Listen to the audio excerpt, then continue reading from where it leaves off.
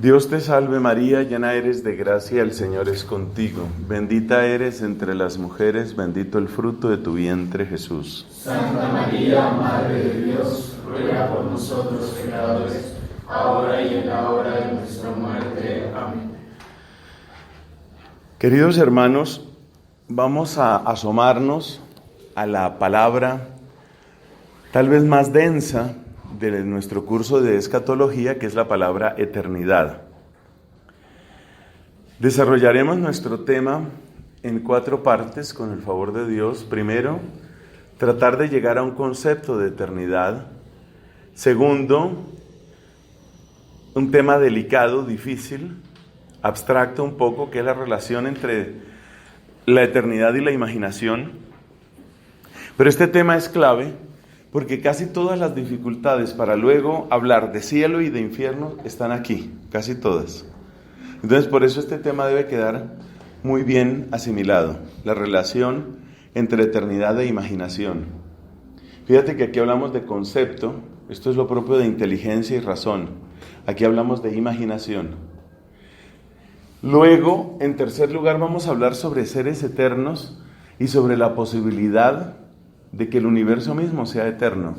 Los 2 sentidos que tiene hablar de un universo eterno.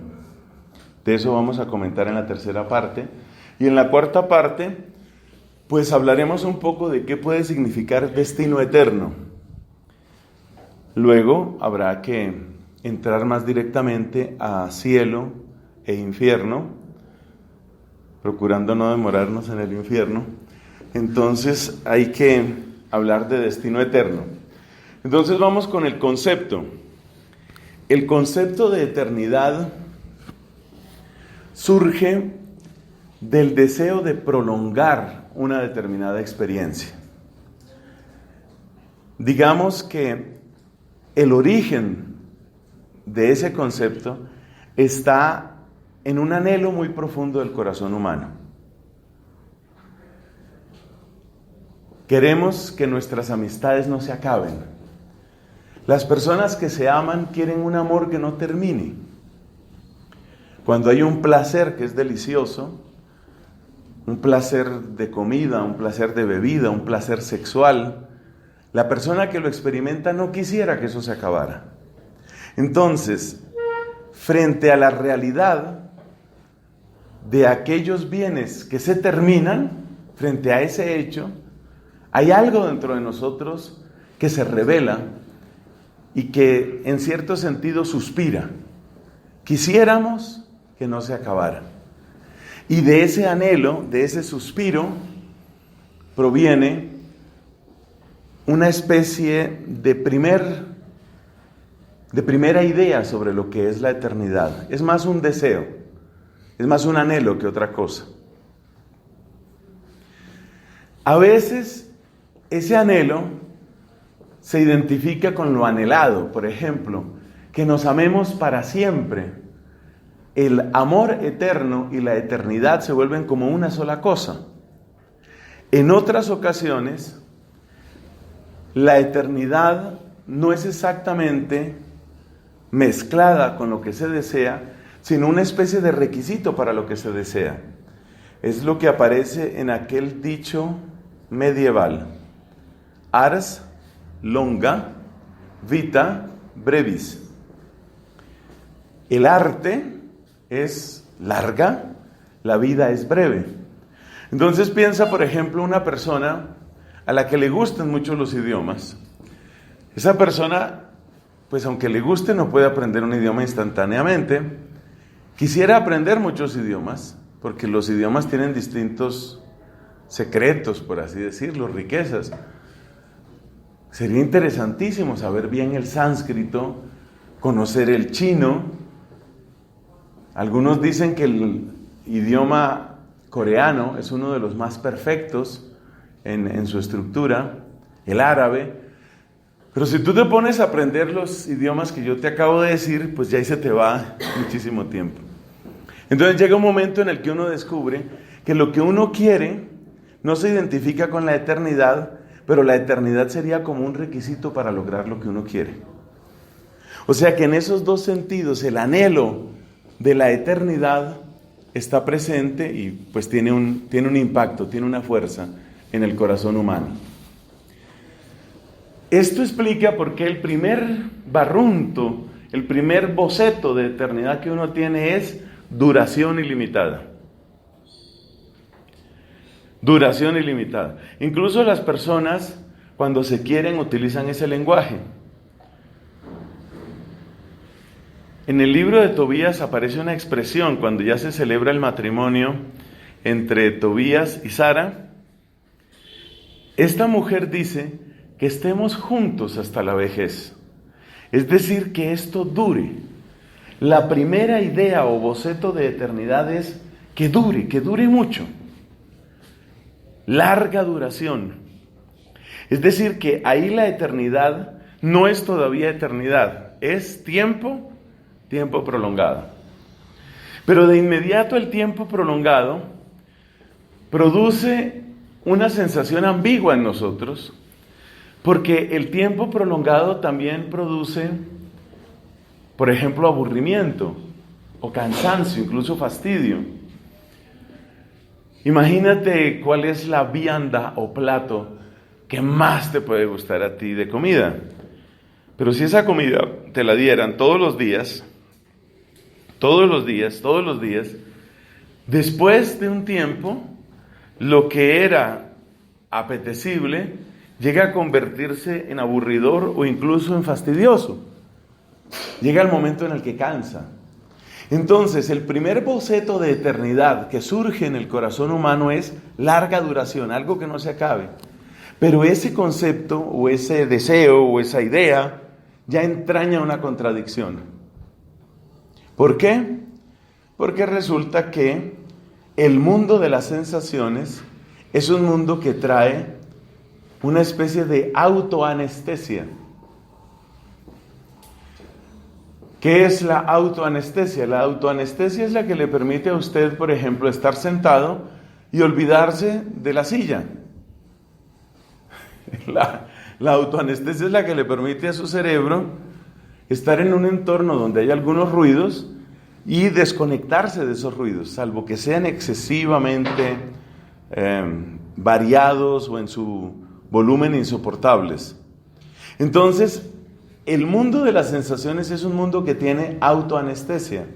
Lo mismo sucede con el paladar. Todos hemos tenido la experiencia de comer una cosa dulce y luego sentir que si uno come otra cosa dulce no la siente tan dulce porque el paladar está como anestesiado. Entonces, el mundo de las sensaciones es un mundo que tiene autoanestesia. Y eso significa que la duración en sí misma no es suficiente. La duración no es suficiente porque lo bueno que uno experimenta rápidamente se vuelve paisaje. Usted experimenta algo hermoso y después de un tiempo ya se acostumbra a eso. Esto le sucede, por ejemplo, a las personas que se han enamorado de alguien que es muy, pero muy hermoso. Pensemos en un hombre que realmente se enamoró de una chica, pero absolutamente deslumbrante, una reina de belleza. Es muy hermosa esa mujer. Verla algunas veces produce gran impacto. Cuando este hombre se casa, porque finalmente se casan, de cuando en cuando él vuelve a apreciar esa belleza, pero la tiene ahí todo el tiempo. Y llega el momento en el que ya no produce ese efecto de deslumbrar, ese efecto de fascinar. Es decir, se acostumbra a esa persona. Fray Luis de Granada, el predicador dominico del siglo XVI, decía: el sol, con ser quien es, a veces no tiene quien lo mire. A todo nos acostumbramos.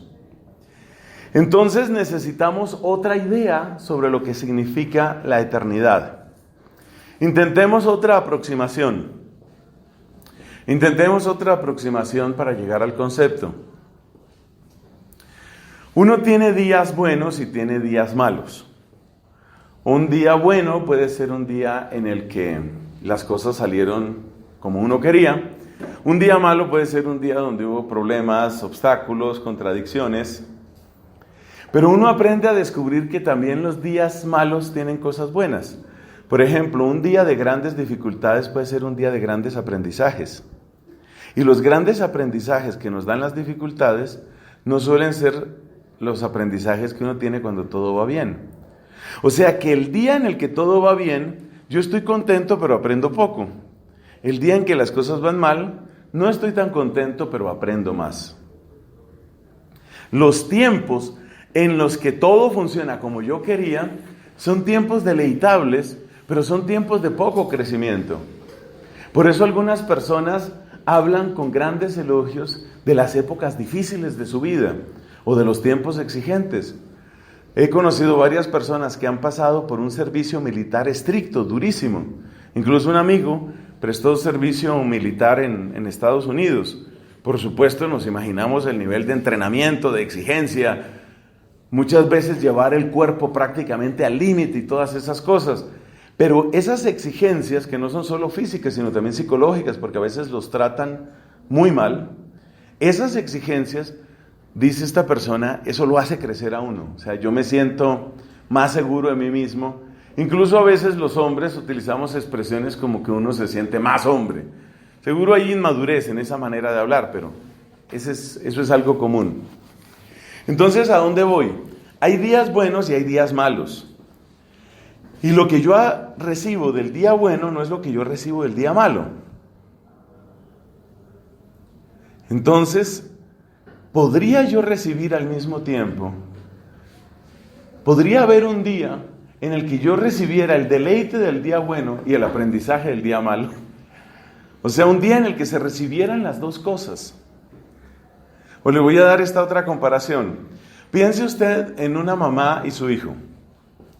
Cada etapa de la vida del hijo le trae una determinada sensación a la mamita. Entonces, el niño pequeñito, cuando tiene sus primeras sonrisas y palabras, trae unas alegrías. El niño que va al colegio, el niño que crece, el niño que se vuelve un hombrecito. Cada etapa tiene sus alegrías. Pero resulta que cuando la mamá está recibiendo las alegrías del niño pequeño, no está recibiendo al mismo tiempo las alegrías de ese niño como adolescente. Entonces, tiene que esperar a que el niño llegue a la adolescencia para experimentar algunas alegrías que serán propias de la adolescencia. Por ejemplo, el día en el que ese muchacho con toda timidez se acerca a la mamá y le dice, ¿tú me puedes dar un consejo? Y la mamá le pregunta, ¿qué será, hijo? Y entonces el niño empieza a dar 1000 vueltas y finalmente es para contarle a la mamá que hay una niña que le gusta y entonces ¿cómo se hace para hablarle a una mujer?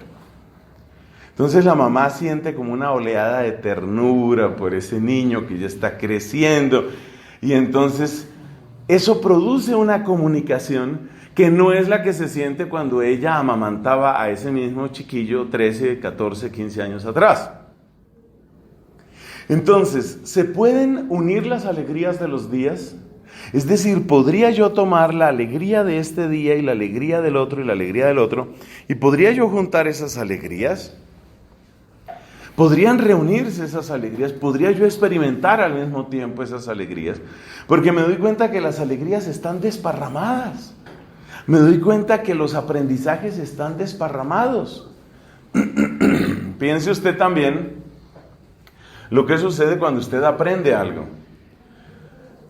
Cuando usted empieza a aprender algo, pues encuentra unas determinadas alegrías.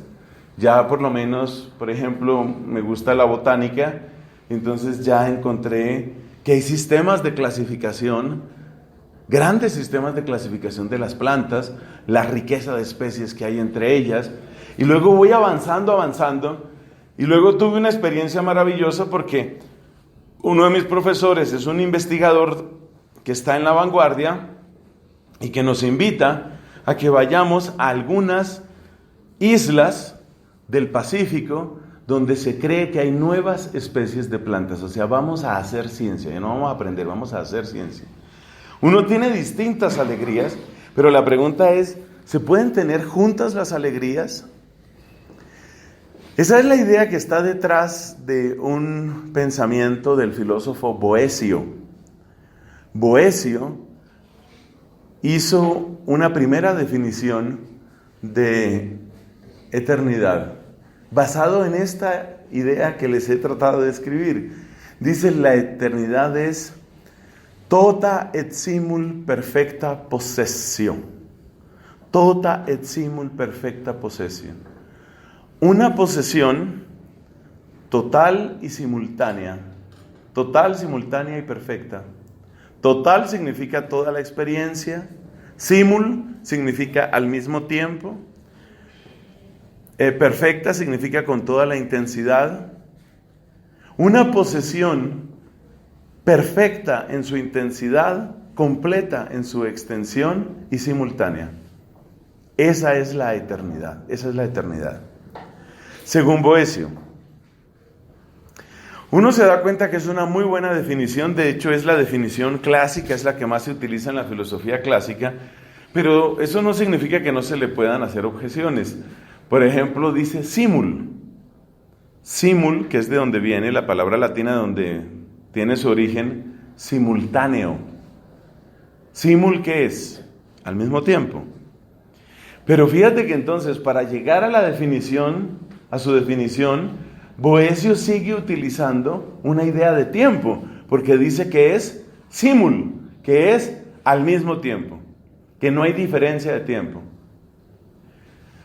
En todo caso, esa es una definición muy, digamos, muy completa, que nos brinda mucho, y es una definición que ya nos acerca bastante a la esencia de eternidad.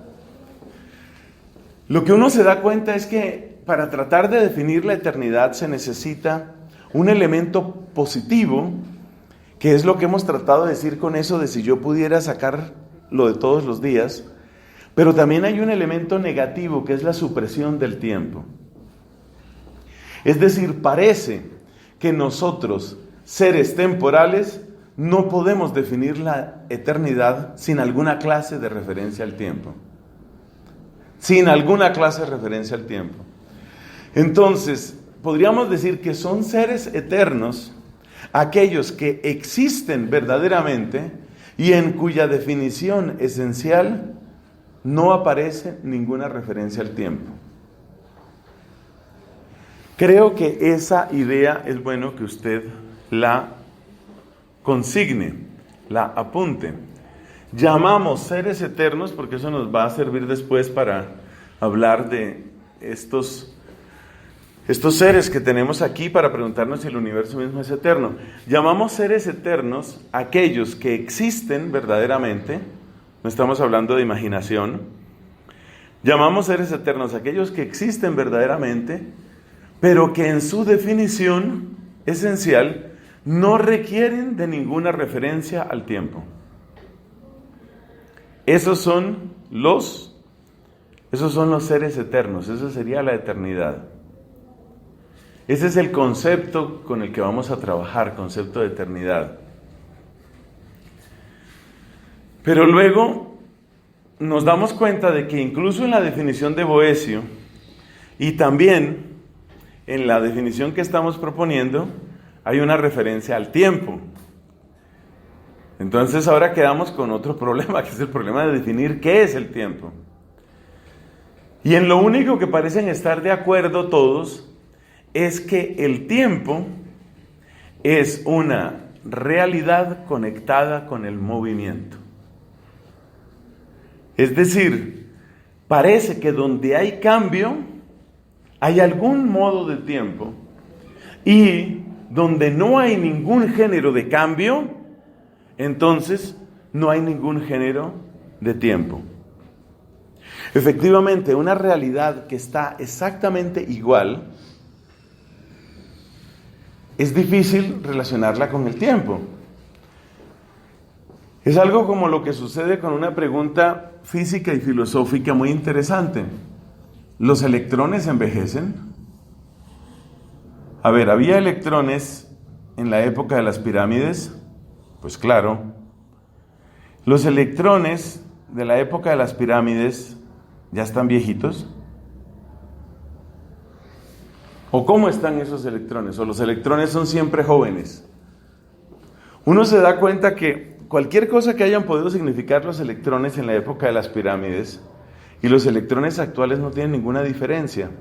Entonces daría la impresión de que algo así es lo que queremos decir con esto de la atemporalidad. Donde no hay ningún tipo de cambio, parece que ahí habría eternidad. Pero luego vamos a ver en esta parte de si el universo es eterno, vamos a ver cuál es el problema con la definición del tiempo únicamente como movimiento. Porque es posible que lo que en un conjunto de dimensiones parece movimiento, en un conjunto superior de dimensiones, ya no tiene movimiento.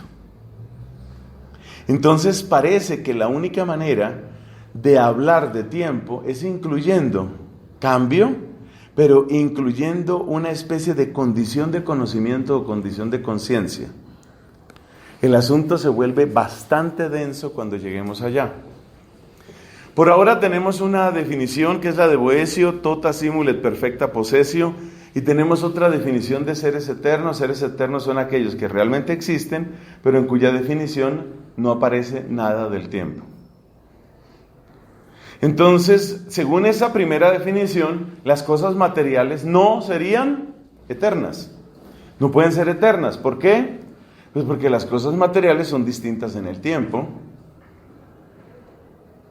Si pensamos incluso a escala de partículas subatómicas, tendríamos que decir, es evidente que no están exactamente en la misma posición. O sea, yo puedo decir que esta silla es eterna, pero resulta que las partículas subatómicas de esta madera y de este metal y de este plástico, pues no están exactamente en el mismo sitio todo el tiempo, entonces esto no es eterno. Pero la pregunta que surge es, ¿no es eterno? Porque no es eterno, o sea, ¿estamos seguros de que no es eterno? ¿O resulta que a nosotros nos parece que no es eterno por las dimensiones en las que nosotros vivimos? Dijimos desde el principio que este curso conectaba con temas de ciencia y de filosofía. Bueno, nos quedamos con ese concepto. Ese concepto, especialmente el de Boecio, ha sido muy útil, muy, muy útil. El problema está en que es un concepto que se dirige, como todo concepto, a la inteligencia.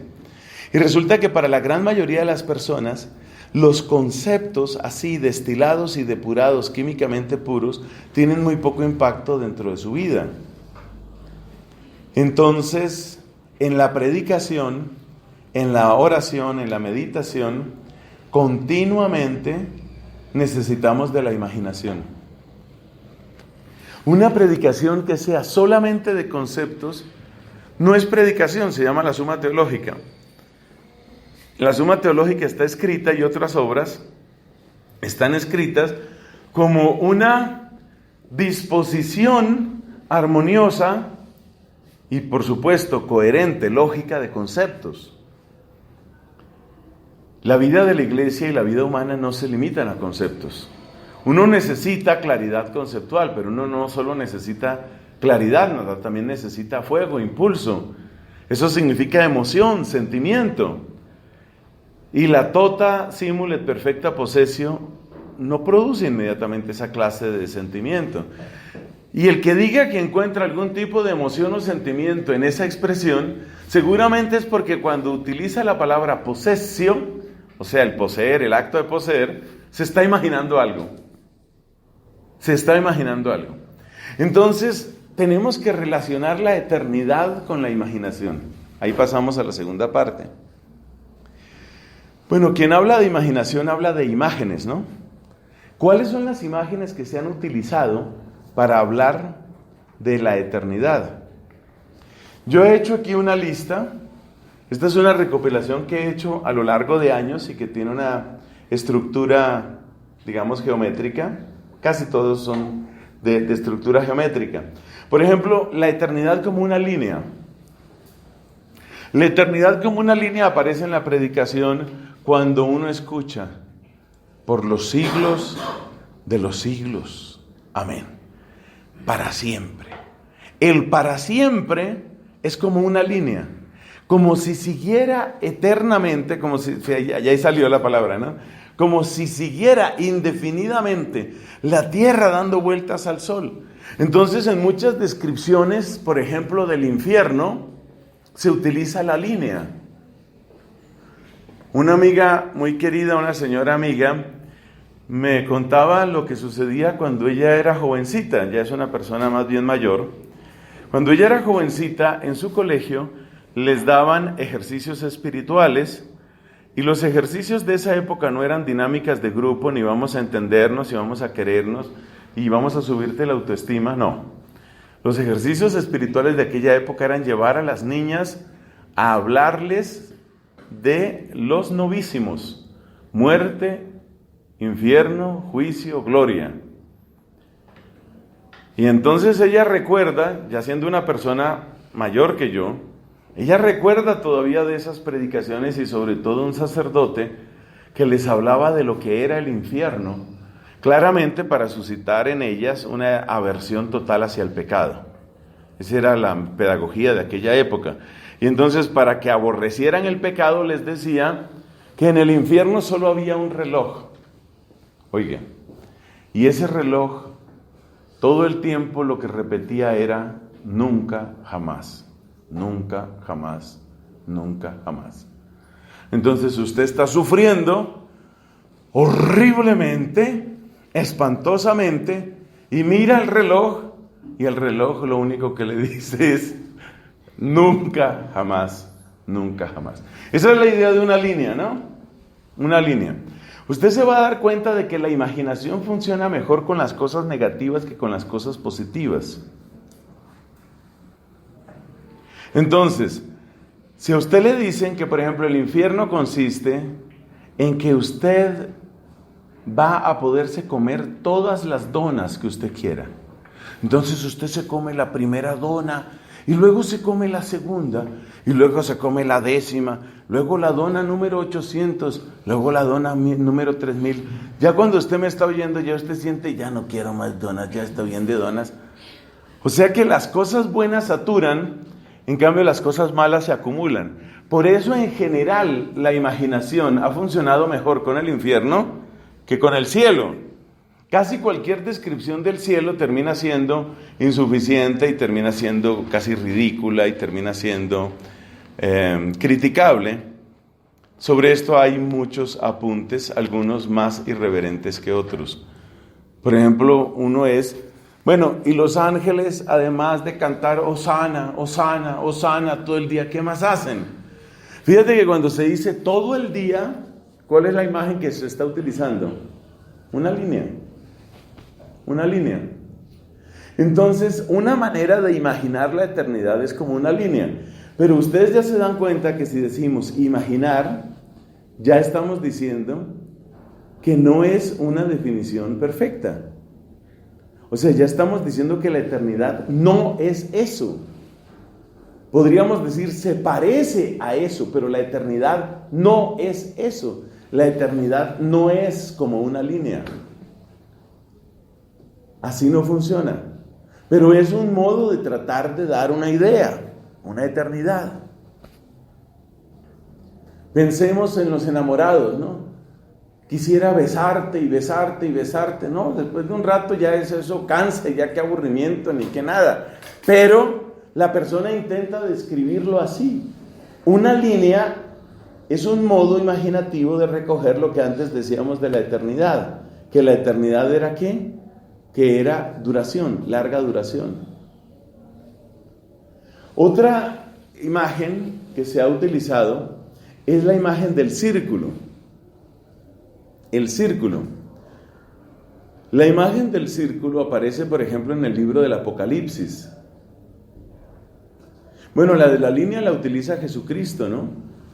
Cuando describe la ajena, Cristo describe esa ajena como una especie de sufrimiento que no para, y que sigue, y que sigue, y que sigue. La imagen del círculo aparece en el libro del Apocalipsis. ¿Cómo aparece en el Apocalipsis?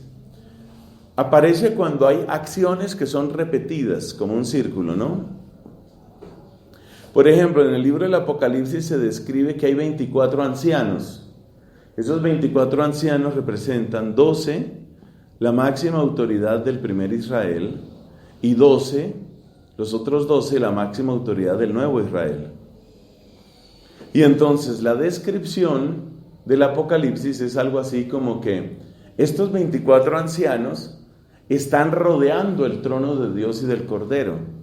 Y ellos, dice ahí, y cada vez que los ángeles cantan o cada vez que algo sucede, ellos arrojan sus coronas ante el trono de Dios y del Cordero. Pero como aparece la expresión cada vez, ¿eso qué indica? Que por lo visto arrojan la corona, la recogen, y luego vuelven y la arrojan, y vuelven y la recogen, y vuelven y la arrojan. Es decir, es un asunto circular. La idea del círculo aparece también en la primera descripción de los querubines, allá en Isaías, ¿no? Ellos repetían, dice, santo, santo, santo. La repetición de la palabra, que ahí se dice por 3 veces, pero claramente es una idea de algo que se repite, tiene que ver con esto del círculo. Todo el tiempo proclaman. También en el Apocalipsis hay otras expresiones, es una de las más socorridas, la del círculo. Y día y noche, dice, y día y noche. ¿Qué quiere decir eso? Algo que se repite y se repite.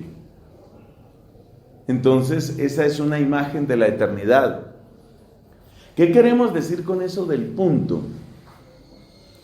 El punto también aparece como una descripción de la eternidad. ¿En qué sentido? En el sentido de algo en lo cual el tiempo desaparece. Algo en lo cual el tiempo desaparece. Por ejemplo, piense usted esto. Muchas personas, cuando se les ha muerto un pariente o cuando han estado muy cerca de la muerte, muchas personas dan testimonio de haber tenido una experiencia como de que todos los recuerdos se amontonaran, como que pudieran ver en un mismo instante. Al primero que le oí yo eso fue a mi padre cuando murió mi abuelita, la mamá de él. Él describe esos momentos, esos primeros momentos. Él dice, como si en una película me pasara toda la vida, como si en un instante yo pudiera ver toda la vida de ella, pues todo lo que la unía, lo unía a él con ella. Entonces él veía como en una película, pero es una película de altísima velocidad, hasta el punto de que parece que es como un tiempo, una desaparición del tiempo, que es como un punto. Algo parecido a lo que sucede cuando una persona siente que está viendo un collage donde hay distintas fotos. Entonces, las personas que describen sobre todo, diga usted, la muerte de un hijo, entonces es como si al mismo tiempo vieran el resultado médico, si estoy embarazada, el nacimiento, la enfermedad, los intentos, lo que se hizo, lo que se pudo, lo que no se pudo, pero como que todo lo ven a la vez. Eso se parece al símul aquel de Boecio. Entonces, este punto tiene que ver con eso. Es como si en un momento uno pudiera verlo todo. Parece que el acceso a la eternidad, la entrada a la eternidad, tiene esa estructura. Ya hablábamos en otra de estas conferencias, hablábamos sobre cómo cuando una persona muere y se va desconectando su capacidad sensorial, pero no su capacidad de entendimiento, parece que la persona queda en la capacidad de ver su propia vida con una luz completamente nueva. Eso se parece a esto que estamos diciendo aquí, como que en un momento uno pudiera ver toda la vida. Son muchas las personas que describen esa clase de experiencias, el poder ver todo como a la misma vez, a una misma vez. Otra descripción es la descripción de la espiral, que es derivada de la descripción del círculo. La experiencia de la espiral es algo así como que volvemos a pasar por lo mismo, pero en un grado más alto, o tal vez más bajo si se trata de una condenación. Entonces, algunos describen el cielo no como un lugar estático, donde simplemente se está, por decirlo así, contemplando la hermosura infinita de Jesucristo, sino es como si yo pudiera acercarme y acercarme y acercarme. Entonces, así por ejemplo, algunos santos describen la alegría del cielo como un dejarse caer en un abismo de dicha. Es algo parecido a la línea, fíjate, combina la línea y combina el círculo, ¿no? El círculo aparece en esto de conocerlo a Él y conocer quién es uno. Entonces, la doctora de Siena describe esa comprensión de la grandeza de Dios y la miseria mía, pero Él es grande, pero yo soy pequeño, pero Él es grande, pero yo soy pequeño. Y en ese ejercicio, en esa comprensión de la grandeza suya y de la pequeñez mía, como que se va avanzando, se va entrando cada vez más en su misterio. Es como una espiral, ¿no? Voy pasando por la grandeza de Él y por la pequeñez mía, la santidad de Él y la miseria mía, y dando vueltas en eso al mismo tiempo voy avanzando. Es como una espiral, y la eternidad sería algo como eso, algo como avanzar de esa manera. Son recursos de la imaginación con los que se intenta, ¿no? Se intenta llegar a eso. Otras dos descripciones bíblicas son, bíblicas y literarias, son el tema del acceso.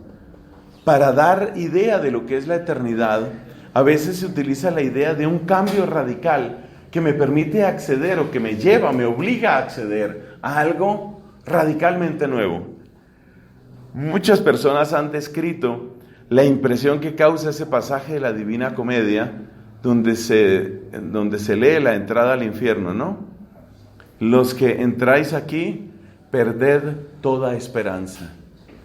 Es decir, llegar y ver ese letrero, eso causa escalofrío.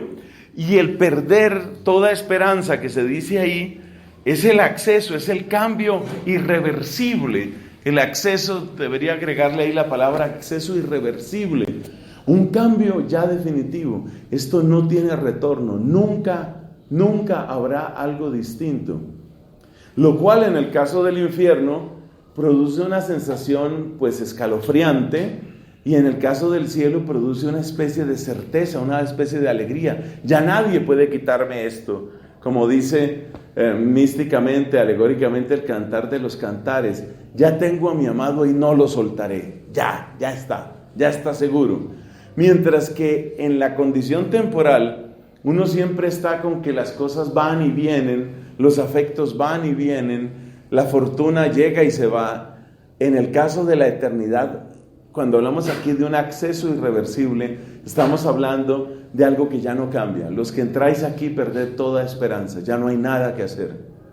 O como dice ese otro himno, y cómo lloran a oscuras los ojos que no han de verte.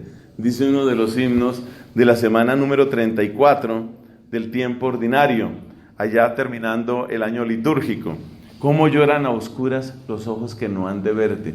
Jesucristo utilizó ese tipo de expresiones también, sobre todo refiriéndose a la condenación. Eso de que aquellas vírgenes del grupo de las 10, ¿no? Eran 5 prudentes y 5 necias. Y aquellas vírgenes necias que llegan y entonces tocan a la puerta y solo encuentran como respuesta: no os conozco. O es otro que está en Mateo capítulo 25, que nuevamente es la idea del acceso irreversible, ¿no? ¿Cuál es el acceso irreversible para el caso de los bienaventurados? Venid, benditos de mi Padre, al reino preparado para vosotros. Y luego las palabras que tuvieron un efecto impresionante, absolutamente perturbador en Lutero, ¿no? Id, malditos, al fuego eterno preparado para el diablo y sus secuaces. Entonces, esas palabras hicieron casi enloquecer a Martín Lutero. El acceso irreversible nos da una idea clara, nos produce una impresión de eternidad. Esto ya no vuelve a ser lo mismo, ya todo ha cambiado. También a veces se describe la eternidad como un episodio feliz, como tratando de conectar con algunas de las experiencias gratas que nosotros tenemos. La imagen bíblica que más sobresale aquí es la imagen del banquete. Los musulmanes han utilizado la imagen del sexo, tener mucho sexo. Un hombre que va a tener a su disposición 70 vírgenes, es decir, va a tener el sexo que nunca pudo tener en esta vida. En nuestra tradición cristiana eso no se utiliza, no se habla de esa manera, pero sí se habla de lo que significa ese episodio, el episodio del banquete. Entonces el banquete del reino de los cielos. También aparece en el Apocalipsis la idea de las bodas del Cordero, que hacen alusión a un momento feliz. Bueno, todas estas son posibles descripciones, estas son todas las que yo he encontrado, quizás ustedes encuentren otras. Estas son todas las que yo he encontrado de las descripciones de la eternidad. ¿Qué tienen de positivo, qué tienen de fuerte estas descripciones? Bueno, tienen de fuerte que nos ayudan a expresar algunas ideas propias de estos misterios. Pero ¿cuál es la limitación que tienen todas esas descripciones? Que ninguna de ellas realmente se acerca suficientemente al concepto de eternidad. Entonces todas son criticables. Yo creo que es bueno que tomen nota de las limitaciones de la imaginación, porque les repito, todas las críticas, si se acordará de mí, todas las críticas que se hacen a la escatología cristiana, en realidad no son críticas a la escatología cristiana, sino a la imaginación.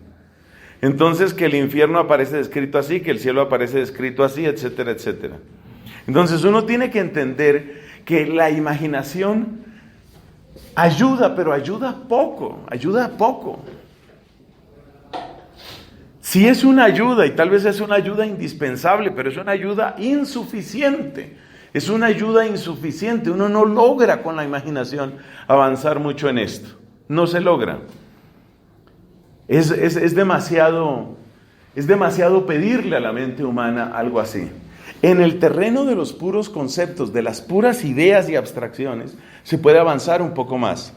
Esta es una de las razones por las que algunos de los místicos dominicos conocidos de la escuela renana, particularmente el maestro Eckhart y este otro hombre, Enrique Seuse o Enrique Susón, tenían la idea de que la espiritualidad había que construirla no a partir de tantas imaginaciones, sino más bien a partir de conceptos.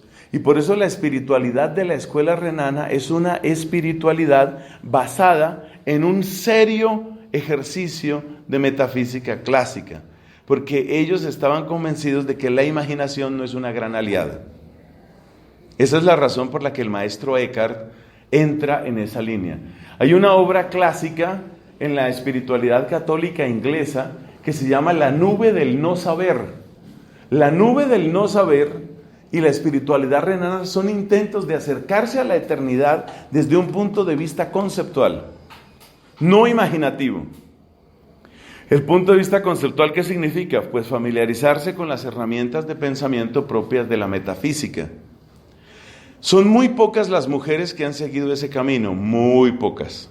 Pero entre ellas hay una beata dominica conocida, ese era su nombre, Margarita Ebner. Es casi la única mujer que yo sepa que ha seguido esa espiritualidad. Debe haber más, pero la ignorancia de uno también entra ahí. Margarita Ebner es un ejemplo de una monja dominica que siguió esa espiritualidad. Esa espiritualidad, sin embargo, fue rechazada o fue puesta en cuestión por una de las más grandes santas y doctoras de la iglesia, que es Santa Teresa de Jesús. Entonces, la reacción de Santa Teresa de Jesús frente a esa espiritualidad es mejor quedarnos con la humanidad de Cristo.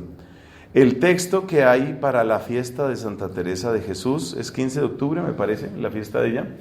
El 15 de octubre es la fiesta de Santa Teresa, y si ustedes miran el oficio de lecturas, ese oficio de lecturas de ella es una respuesta a esta especie de superconceptualización que era propia de la escuela renana de el maestro Eckhart y de Enrique Seuse y de algunos otros como Margarita Ebner. En todo caso, pues la imaginación ayuda, sí ayuda, pero tiene también muchas dificultades al respecto. ¿Tiene dificultades por qué? Pues tiene dificultades porque, como toda imagen, se queda corta. Y tiene dificultades porque la imaginación funciona mucho mejor para lo malo que para lo bueno.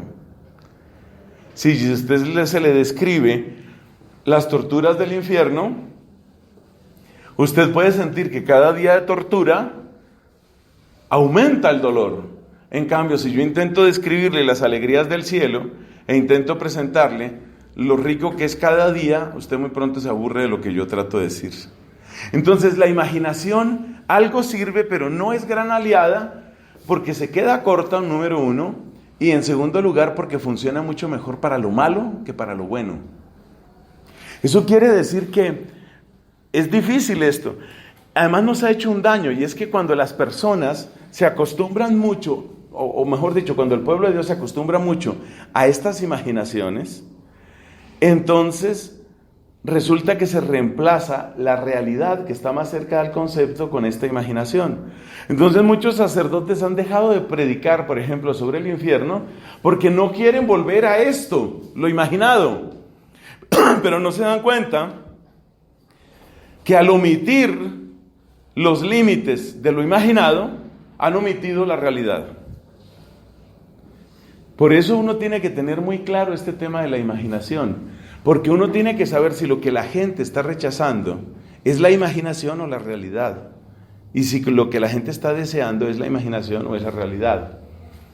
Bueno, entonces, en síntesis, ¿qué tenemos hasta ahora? Pues tenemos que la eternidad es algo muy difícil de definir, que hay unos intentos serios de definición de eternidad que van en la línea de lo conceptual, pero que nosotros los seres humanos difícilmente nos mantenemos en esa altura conceptual. Los renanos sí querían eso, que uno se mantuviera en esa altura conceptual, pero es muy difícil eso. Entonces uno requiere de imaginaciones, pero las imaginaciones tienen límites, se quedan cortas y siempre funcionan mejor para lo malo que para lo bueno. Bueno, hablemos de seres eternos. ¿Qué significa que Dios es eterno?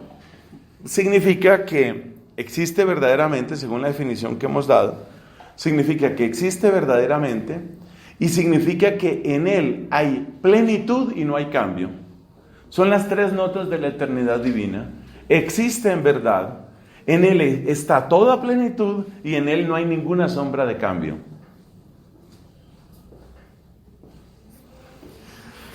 Desde el punto de vista conceptual, eso que acabo de decir no presenta ningún obstáculo. Pero ¿dónde surgen los obstáculos? En la encarnación, en la vida de Cristo, en la pasión de Cristo. ¿Dices que Dios no cambia? ¿Y la encarnación no cambió a Dios?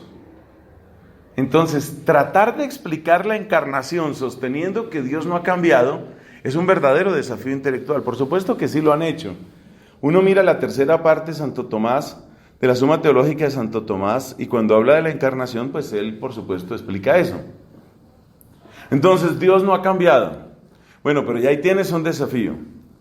Y ahora viene este otro punto. Y cuando Dios se compadece, ¿ese no es un cambio? O sea, pensemos en un genocidio. El genocidio en Ruanda, el genocidio en Ucrania, el genocidio del Holocausto. Pensemos en un genocidio y hagámonos esta pregunta. Cuando Dios ve que se está llevando a una muerte espantosa, cruel e injusta a millones de personas, ¿a Dios eso no le duele? Entonces fíjate que sería políticamente incorrecto decir que a Dios eso no le duele. No se supone que a Dios le debe doler. Pero si a Dios le duele lo que pasa en esta tierra, entonces Dios cambia. Si a Dios no le duele lo que pasa en esta tierra, Dios es indiferente. Y si a Dios le duele lo que pasa en esta tierra, entonces significa que Dios cambia. Y si cambia, entonces no es propiamente eterno. No le dolía, sobre todo, la gran pregunta, no le dolía al Padre que su Hijo no solo fuera rechazado, sino torturado, llevado a la muerte y efectivamente asesinado en la cruz. ¿El Padre no sentía dolor por eso? Esa es una pregunta que por supuesto tiene todo un dramatismo. Les repito el dilema complejo. El dilema complejo aquí es ese. ¿A Dios le duelen o no le duelen las cosas? Si a Dios no le duelen las cosas, es indiferente, es lejano, es un Dios abstracto. Entonces muchos de los que, entre comillas, tratan de acercar a Dios a la gente, entonces dicen, no, a Dios sí le duele. Digamos que queda salvado políticamente el rostro de Dios, ¿no? Dios sí le duele. Pero, como dirían los españoles, te has cargado la eternidad de Dios. Se acabó la eternidad de Dios. Porque entonces, si a Dios le duele, entonces quiere decir que Dios sí cambia, y si Dios cambia, Dios está sometido al tiempo. Si está sometido al tiempo, entonces Dios no es eterno. Este es un problema teológico bravo. Es un problema teológico bravo, si se puede hablar así de eternidad de Dios. Yo voy a dar un principio de respuesta sobre ese tema apasionante. ¿Usted recuerda lo que dijimos aquello de cuando una persona tiene los días buenos y los días malos? Que los días buenos traen deleite, los días malos traen aprendizaje, o así hemos simplificado las cosas. Y usted recuerda cuando hemos dicho que en la eternidad tendría que darse al mismo tiempo el aprendizaje, la alegría de aprender y al mismo tiempo la alegría de disfrutar. Entonces la eternidad trae una combinación de todo lo bueno. Usted recuerda cuando dijimos que está la alegría del niño, el entusiasmo del joven, la tenacidad del adulto, la sabiduría del anciano, y que en la eternidad todo eso se junta. Fíjese usted que en el capítulo 1 del Apocalipsis nuestro Señor Jesucristo se describe así, como una persona que tiene al mismo tiempo inocencia, fuerza, sabiduría, como que en Él se condensa todo, en Él se reúne todo. Entonces no debemos imaginar la eternidad como el estancarse en un solo tipo de emoción o sentimiento, sino debemos imaginarlo como debemos describirlo como una suma, como una combinación imposible de describir para nosotros, en donde está al mismo tiempo la más profunda compasión y la más completa plenitud y alegría. Entonces la alegría y la compasión no riñen. ¿Qué quiere decir eso? ¿Que Dios cambia o que no cambia? Dios no cambia. Pero y cuando Cristo moría en la cruz,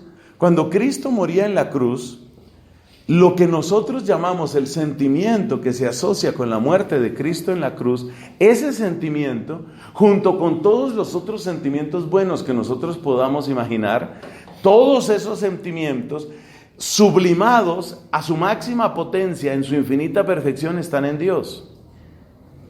Entonces, no es que en Dios no haya eso, sino que no está de la misma manera que está en nosotros. Voy a tratar de describirlo de este otro modo. Pensemos en el tipo de alegrías que tiene un niño y el tipo de alegrías que tiene un adulto. Las alegrías y las tristezas o las iras de los niños suelen ser extremadamente simples. El niño que recibe la vacuna que no quería recibir le dice a la mamá, te odio. Pero ese mismo día por la noche le dice, te amo. Entonces, las alegrías, las expresiones de sentimientos en los infantes, en los niños pequeños, incluso en algunos adolescentes, suelen ser expresiones sumamente simples y sumamente unidireccionales. Pasa, en cambio, que las alegrías y las tristezas se combinan de un modo muy diferente en los adultos. Piense usted, por ejemplo, en un papá que tiene un hijo con síndrome de Down. Este hijo asiste a una institución especial y hace su estudio especial y llega el momento del grado. Entonces el hijo que tiene el síndrome de Down junto con los otros niños y niñas está en la graduación. Entonces precisamente le corresponde al hijo de este señor dar lo que sería el discurso de graduación. Entonces este muchacho va caminando para dar su discurso, pero como a veces es un poquito torpe en los movimientos, entonces se cae. La gente no sabe si reírse o no reírse, es una situación un poco incómoda. Luego se levanta, le cuesta mucho trabajo leer su discurso. Es una cosa que es difícil. Entonces este hombre siente alegría porque su hijo ha alcanzado una meta, pero al mismo tiempo en esa misma celebración se da cuenta de cuántas limitaciones tiene su hijo, no las puede negar. O sea, su hijo lo ama, siente alegría, también siente preocupación, también siente un poquito de tristeza porque ve las limitaciones que tiene el hijo.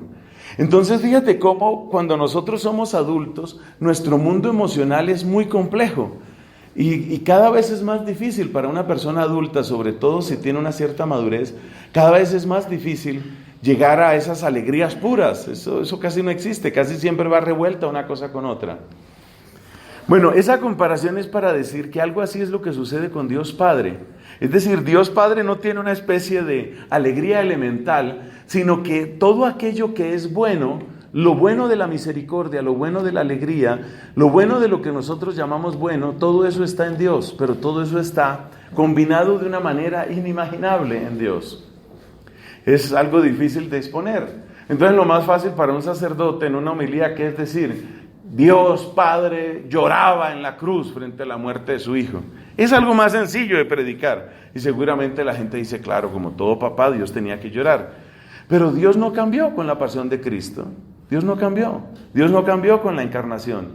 Es más difícil predicar eso, pero es más fiel a la realidad. Es más fiel a la realidad de que Dios en verdad es eterno. Entonces, el resumen de que Dios no cambia, ¿cuál es? Dios no cambia porque en Dios se encuentra al mismo tiempo la plenitud de todo lo que nosotros llamamos bueno. Y está al mismo tiempo, está a la vez. Entonces, todo el máximo dolor que tú puedas sentir por la cruz de Cristo tiene algo bueno. Ese algo bueno es reconocer, por ejemplo, que se está cometiendo la peor injusticia de todos los siglos. Eso bueno que tú reconoces, o eso bueno que llega a ti con la pasión de Cristo, eso está presente en Dios. Pero junto a eso está presente todo lo bueno de lo que tú llamas bueno. Hablemos del caso de los ángeles. Bueno, los ángeles, ¿qué diremos de los ángeles? ¿Los ángeles son eternos o no son eternos? El caso de los ángeles ha sido un gran desafío para los teólogos, porque resulta que en cuanto a seres puramente espirituales, su existencia actual no requiere ningún tipo de cambio. Pero sí que ha habido un cambio en ellos, un cambio que no se dio en Dios. El único cambio que existe en los ángeles es el cambio del empezar a existir. Y junto con el empezar a existir, hay otro cambio que según la teología clásica se atribuye a los ángeles. Y es que el ángel apenas empieza a existir, recién empieza a existir, como dicen en otros países, recién el ángel empieza a existir, toma una decisión por Dios o contra Dios. Entonces hay dos cambios que se dan en los ángeles: el cambio de empezar a existir, y por eso claramente no son eternos, y el cambio de decidirse para toda la eternidad con Dios en servicio, amor y adoración a Dios, o en contra de Dios. O sea que sí hay esos dos cambios que uno podría pensar que son prácticamente simultáneos, porque los ángeles no tienen un proceso, no tienen una curva de aprendizaje. El ángel recién creado tiene exactamente la misma capacidad de conocimiento que tendrá en todos los siglos, y lo que contempla y lo que conoce no lo conoce procesual y deductivamente, sino que lo conoce como por intuición. Pero en todo caso, esos dos cambios que prácticamente se funden existen en los ángeles. Entonces, ¿qué expresión utilizar para ellos? ¿Son eternos? No son eternos, porque si hay un cambio. Pero entonces, ¿qué son ellos? Bueno, ahí se habla de evieternidad. La evieternidad eso aparece derivado de la palabra evum. Aevum se escribe en latín. Aevum o evum se pronuncia, significa lo que se traduce en español por un eón. Entonces, una de las descripciones de lo que son los ángeles con respecto al tiempo es la evieternidad. Es algo así como si cada uno de ellos tuviera su propio tiempo, en la medida en que cada uno de ellos ha tenido una experiencia única de lo que es un cambio. ¿Cómo se conecta ese cambio de creación y de decisión de los ángeles con el tiempo que nosotros conocemos en el mundo físico? No conozco una sola respuesta a esa pregunta. No tengo idea de cómo se responde eso. Eso significa que hay preguntas que nosotros no sabemos responder, por lo menos yo no encuentro dónde ni cómo responderlas. Preguntas como estas: ¿Dios sigue creando ángeles? No sabemos eso. No sabemos si hay nueva creación de ángeles, no sabemos si todos los ángeles ya están creados. Más o menos la idea que hay, lo que yo le he oído a un experto en angeliología que vive aquí en Bogotá, lo que yo le he oído a un experto católico, por supuesto, un experto en angeliología, es que cuando el Génesis dice, en el principio creó Dios los cielos y la tierra, ese cielos no se refiere al firmamento, porque la creación del firmamento aparece unos días después en la descripción del Génesis. Ese cielo se refiere a la creación de los santos ángeles, y también los ángeles que se revelaron. Entonces, el consenso parece ser que los ángeles fueron creados antes de toda la creación visible, que todos ellos fueron creados antes de la creación visible y que de hecho tienen una relación con la creación visible. El autor clásico de la antigüedad que estudia este tema de las jerarquías de los ángeles y su relación con la creación visible es el Pseudo Dionisio. Y la obra clásica que fue muy apreciada por Santo Tomás de Aquino y por otros se llama Sobre la jerarquía celeste. Sobre la jerarquía celeste del Pseudo Dionisio. De ahí viene la descripción clásica de los 9 coros de ángeles y su relación con la creación visible. Sobre eso habría mucho que decir, pero habría que tener un curso específicamente sobre ángeles para acercarnos a eso. Y es muy interesante, la angeliología católica es muy interesante, porque entre otras cosas tiene una serie de conexiones con el mundo científico. Se lo resumo en esta frase: el misterio al que no han podido acceder, y de hecho se puede demostrar que es imposible de acceder desde la ciencia, es el misterio del origen de las leyes. Eso lo hemos comentado en alguna otra oportunidad. El origen de las leyes que rigen al mundo visible es algo que no se puede resolver desde la ciencia. Y se puede demostrar que no se puede resolver desde la ciencia, porque resulta que cada vez que el científico avanza, lo que hace es reducir unas leyes a otras, pero no puede hacer desaparecer todas las leyes. Entonces, si la ciencia no puede hacer desaparecer las leyes, de hecho las necesita, y si la ciencia no puede explicar el origen de las leyes, parecería que las leyes, lo que nosotros llamamos leyes científicas, no son otra cosa sino el eco en el universo visible, el eco de la existencia de los ángeles que Dios ha puesto como regentes del mundo material. Es una idea absolutamente fascinante. Y varios autores muy conocedores de estos temas lo creen así. Santo Tomás lo creía así. Santo Tomás creía que lo que nosotros llamamos leyes del mundo natural en realidad son mandatos de Dios a sus ángeles que tienen que ver con esto. Pero tengan en cuenta, porque claro, ahí vienen las caricaturas, ¿no? Por ejemplo, esas caricaturas que representan a los ángeles empujando planetas. No, cuando se habla de que los ángeles son los responsables de la regencia del mundo material y por lo tanto de las leyes, lo que se está diciendo no es que ellos estén moviendo las cosas, sino lo que se está diciendo es que la permanencia y soberanía de los ángeles se hace presente en el mundo visible a través de esas leyes. Entonces los ángeles mismos no están sujetos al tiempo, así como las leyes científicas no están sujetas al tiempo. La ley de la gravitación universal no está sujeta al tiempo. Las leyes descritas en la teoría de la relatividad no están sujetas al tiempo. Entonces, la idea es que los ángeles no están sujetos a nuestro tiempo, pero sí influyen en nuestro tiempo y que se puede detectar de su existencia, por lo menos de algunos de ellos, en la permanencia de las leyes del mundo material. Si ustedes van al catecismo de la Iglesia Católica y ustedes miran, si ustedes miran los coros 4, 5 y 6 de los santos ángeles, ellos son los que tienen relación con el universo visible. El gran estudioso, un poco especulativo obviamente, el gran estudioso de este tema en la antigüedad fue el que es conocido como el Pseudo Dionisio de Areopagita, y su obra es La jerarquía celeste. La jerarquía celeste es una obra que está traducida al español. Es una obra de difícil lectura, pero quizás a alguno le interese profundizar en eso. La conciencia, el conocimiento, ¿es eterno? ¿Es eterno el conocimiento? Esa es una pregunta muy difícil también, muy difícil, como todas estas. Por ejemplo, los números son eternos, los teoremas son eternos, las verdades de lógica son eternas.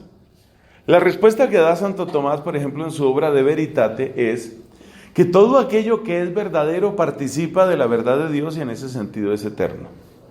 Entonces, las ideas como tales, las ideas que son verdad pueden considerarse eternas y participan de la eternidad del Logos, la eternidad de la palabra eterna. En ese sentido, sí.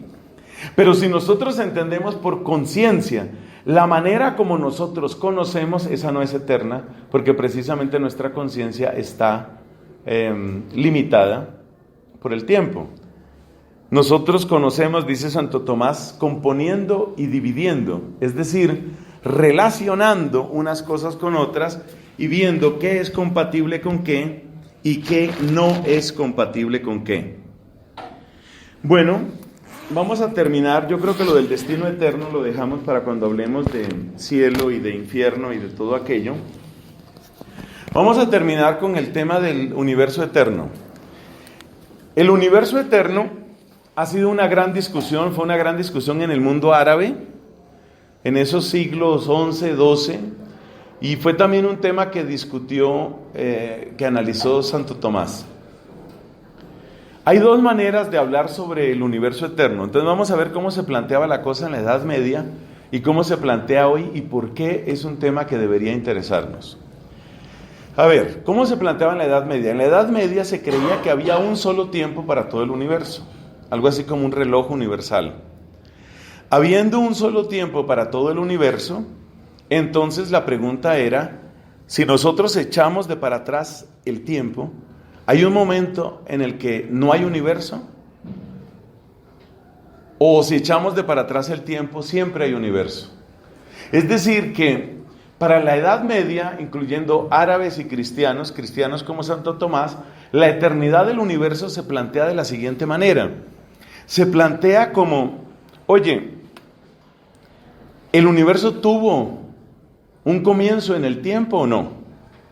Esa es la pregunta.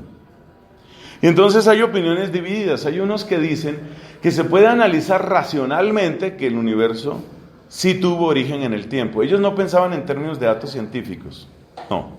Ellos pensaban en términos de razonamiento. Entonces había algunos entre los árabes que decían, se puede demostrar que el universo sí tuvo un origen en el tiempo. Santo Tomás es de la idea de que un universo eterno en el tiempo, pero creado por Dios, sí es posible. Es decir, que el universo podría ser al mismo tiempo creado e indefinido en el tiempo. Y que nosotros, según Santo Tomás, nosotros sabemos que el universo sí ha tenido origen en el tiempo, o si lo decimos de otra manera, que el universo, que el tiempo mismo tiene origen, eso lo sabemos únicamente por revelación. Ese es un estudio interesante que hace Santo Tomás y tiene un opúsculo sobre eso, sobre la eternidad del mundo. Recuerde, para los medievales el problema de la eternidad del mundo era el problema de la eterna duración del mundo. Ese era el problema como se planteaba ahí. Bueno, pero ¿qué es lo que pasa en nuestra época? En nuestra época hay dos diferencias. Primero, que se ha descubierto que las galaxias se alejan unas de otras. Que todas las galaxias parecen alejarse a la misma velocidad. Este descubrimiento se hizo en la primera mitad del siglo XX. Es decir, que si nosotros miramos desde nuestro planeta, nosotros miramos las galaxias, nos damos cuenta de que todas parecen estarse alejando de nosotros. Todas. Solo hay dos maneras de entender esto. O nosotros estamos en un lugar absolutamente privilegiado, que es el centro de todo el universo y por eso todo se está alejando de nosotros. O la segunda explicación es que todo se está alejando de todo. Es decir, que el universo está en expansión. Si el universo está en expansión y yo devuelvo la película, entonces eso se supone que en un momento dado ocupaba un menor volumen. Y si devuelvo más la película, quiere decir que en un momento dado, pues estaba reducido a un punto, a una singularidad. Los cálculos actuales hablan de cerca de 13.7 miles de millones de años. 13.700 miles, ¿cómo es? 13.700 millones de años. Se supone que esa es la edad del universo. En ese sentido, el universo que nosotros conocemos, el universo actual, este universo que conocemos, es un universo que sabemos que no es eterno, que tuvo origen en eso que se llama el Big Bang. Esa parte no tiene discusión. El problema de la eternidad del universo ahora se plantea de otro modo. Para describir esa eternidad del universo es necesario hacer unos esquemas matemáticos sencillos. Piense usted que aquí tenemos uno de esos cuadros cartesianos. Aquí vamos a representar el tiempo y aquí vamos a representar la altura, el tiempo y la altura. Supongamos que usted ha diseñado, por ejemplo, un dron y su dron usted lo echa a volar, pero lo echa a volar únicamente en una dimensión, que suba y que baje, porque usted está en los primeros experimentos de su dron y usted registra la altura del dron. Entonces la altura del dron usted la registra versus el tiempo. Por ejemplo, aquí ha pasado 1 segundo, 2 segundos, 3 segundos, ¿cierto? Ahí está el dron. Y entonces en el primer segundo el dron está a esta altura y luego baja, luego sube y llega a una cúspide y luego cae. Supongamos que esta curva describe el recorrido de su dron. ¿Qué quiere decir esto? Que subió, bajó un poquito, volvió a subir, bajó otro poquito, volvió a subir y después parece que se precipitó. Esperemos que haya sobrevivido a esa bajada repentina. Entonces yo le hago esta pregunta. Ahí estamos describiendo un movimiento unidimensional y para describirlo utilizamos un esquema en 2 dimensiones. La descripción se hace en una dimensión más del movimiento. El movimiento fue en una dimensión y yo lo describo en 2 dimensiones. Usted observa que mientras yo estaba haciendo el experimento, el tiempo estaba pasando para el dron. Más o menos lo que hizo el dron fue subir, bajar un poco, volver a subir, bajar otro poco, volver a subir y después cayó así. Eso requiere tiempo para describirlo, si yo lo miro en una dimensión. Pero si yo hago este dibujo en 2 dimensiones, usted se da cuenta que esta línea no se está moviendo. Usted se da cuenta que esta línea captura toda la información que es posible tener sobre el dron. Es decir, que lo que era un movimiento se ha transformado en algo completamente estático. La descripción en 2 dimensiones de un movimiento unidimensional convierte lo que era tiempo en algo estático. Es más, mis ojos son capaces de ver esto, y son capaces de entender lo que fue ese movimiento. Es decir, yo puedo en un instante captar lo que sucedió en 1, 2, 3, 4, 5, 6, 7 segundos. O sea que el tiempo desaparece para quien es capaz de percibir en un número mayor de dimensiones. Ahora supongamos que mi dron se mueve no en una dimensión, sino que se mueve en 2 dimensiones. Por ejemplo, yo lo voy a soltar en esa esquina y le voy a permitir al dron que se mueva pero pegado a la pared. Son 2 dimensiones, que se mueva pegado a la pared. Entonces el dron puede moverse hacia acá, puede subir, puede dar una vuelta, puede hacer una firma en la pared, puede hacer muchas cosas. El dron se puede mover, pero pegado a la pared. Su movimiento es bidimensional. El movimiento del dron es en 2 dimensiones, pero si yo voy a describir ese movimiento, yo podría hacer un esquema tridimensional. Y ese esquema tridimensional mostraría en un solo dibujo qué fue lo que hizo el dron. Entonces necesito ahora ya 3 dimensiones, ¿cierto? Y estas van a ser las 2 dimensiones de la pared. Vamos a llamar a esas 2 dimensiones, por ejemplo, X y Y vamos a llamar a esta dimensión de aquí la dimensión temporal.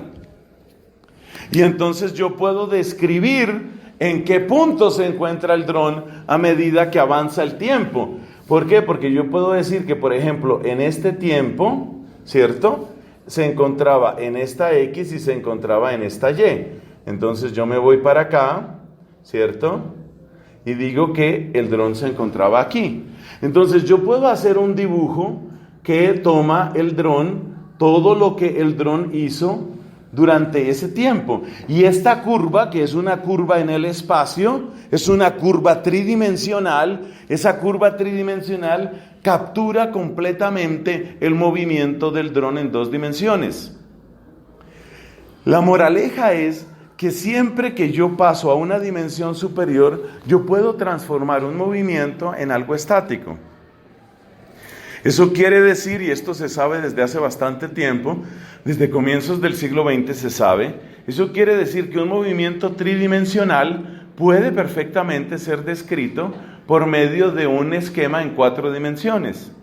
Entonces, si una persona tiene la capacidad de conocer, tiene la capacidad de intuir en 4 dimensiones, esa persona puede ver el movimiento tridimensional como algo estático. Y para esa persona no habría movimiento. Puesto que el universo que nosotros conocemos parece ser un universo en 3 dimensiones más una dimensión temporal, da la impresión de que un universo en 4 dimensiones, un esquema en 4 dimensiones podría describir completamente lo que es el universo. De hecho, las ecuaciones de la relatividad de Einstein lo que hacen es exactamente eso, integrar al tiempo como una dimensión más. Entonces da la impresión de que las ecuaciones que aparecen, por ejemplo, en la teoría de la relatividad especial, esas ecuaciones son ecuaciones que hablan de un universo eterno. Es decir, un ser que tuviera capacidad de conocimiento en 4 dimensiones, vería el universo que nosotros vemos en el tiempo, lo vería como algo completamente estático y algo que no cambia. Porque una vez que yo tengo este dibujo, este dibujo ya no cambia. Entonces el universo podría ser una especie de eso, podría ser una especie de diagrama multidimensional.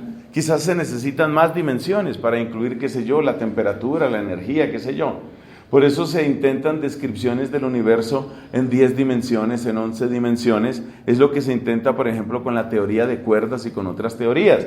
Entonces, según eso, el universo sería eterno. Lo que sucede es que nuestra capacidad de conocimiento es una capacidad de conocimiento condicionada por el tiempo. Pero el universo en sí mismo sería un universo eterno e inmutable. Esas son las posibilidades que parece abrir la ciencia. La ciencia parece estarnos describiendo un universo en el cual realmente no hay cambio. Porque hemos dicho que el tiempo supone cambio. Hermanos míos, esto es bastante arduo, bastante difícil. ¿Qué significa cambio? Para mí, que un dron suba o baje significa cambio. Pero si yo lo miro aquí, este dibujo está quieto desde que yo lo hice y no tiene cambio. Para mí, que un marcador o un dron se mueva en esta pared significa cambio. Pero cuando yo hago el esquema tridimensional, eso no cambia. Entonces, ¿qué es realmente el tiempo? El tiempo no parece estar ligado a algo tan sencillo como el movimiento, a menos que yo incluya en el movimiento alguna consideración para estos problemas multidimensionales. Este es un problema realmente difícil. La única solución que parece tener ese problema es que nosotros y otros seres, por ejemplo los animales, las plantas, en fin, lo que nosotros conocemos, nosotros tenemos un condicionamiento que nos impide acceder a un grado de dimensionalidad superior. O sea que el tiempo sería una condición de dimensionalidad de nosotros, una condición de dimensionalidad que limita nuestro conocimiento. Pero ¿Qué significa eso y qué implicaciones trae eso para la escatología? Es bastante difícil de resolver. Bastante difícil, sobre todo por un dato, porque entonces hay personas que dicen que uno puede escapar a esta dimensionalidad. Por ejemplo, ¿qué pasa cuando una persona empieza seriamente a hacer lo que la gente llama meditación? Muchos de los que hacen esas meditaciones, meditación tipo meditación trascendental, meditación zen o esa clase de cosas, ellos aseguran tener experiencias que están más allá de las dimensiones que nosotros conocemos. Entonces, ¿qué hay que decir sobre esas experiencias? Realmente esas experiencias, lo que viven esas personas, sería algo así como si en un mundo bidimensional de repente yo tuviera la contemplación de esta especie de alambre en 3 dimensiones. ¿Esa clase de experiencias tienen que ver con esto? ¿Es eso lo que queremos decir con una especie de conciencia? La verdad, esas preguntas son preguntas abiertas. Quiero decirles que la escatología, como todas las ramas de la teología, no es una rama cerrada, no es un conjunto cerrado, hay terreno de investigación. Pero la definición última con la que podríamos quedarnos es que el tiempo no es simplemente la medida del movimiento, sino que el tiempo también es un condicionamiento en nuestra conciencia o en nuestro modo de conocer, un condicionamiento en nuestro conocer. Y ese condicionamiento en nuestro conocer es el que hace que nosotros percibamos la realidad como nosotros la percibimos. Parece que sería algo como eso, lo que habría que decir. Y entonces, ¿el tiempo qué es? El tiempo sería como la superación de ese modo limitado de conocer. Sorprendentemente, algo así es lo que terminan diciendo los medievales, como nuestro amigo Tomás de Aquino. Cuando Tomás de Aquino dice ¿qué es el cielo? Cuando habla de la bienaventuranza, lo presenta como una superación del modo de conocer temporal. O sea que posiblemente estamos en una ruta suficientemente segura. El cielo es en primer lugar la superación de un modo de conocer sujeto al tiempo. Un modo de conocer sujeto al tiempo desaparece y podemos asomarnos a otro modo de conocer que es el propio de la eternidad. Bueno, ya tendremos que hablar de eso cuando hablemos de destino eterno, de cielo y de infierno. Gloria al Padre, al Hijo y al Espíritu Santo.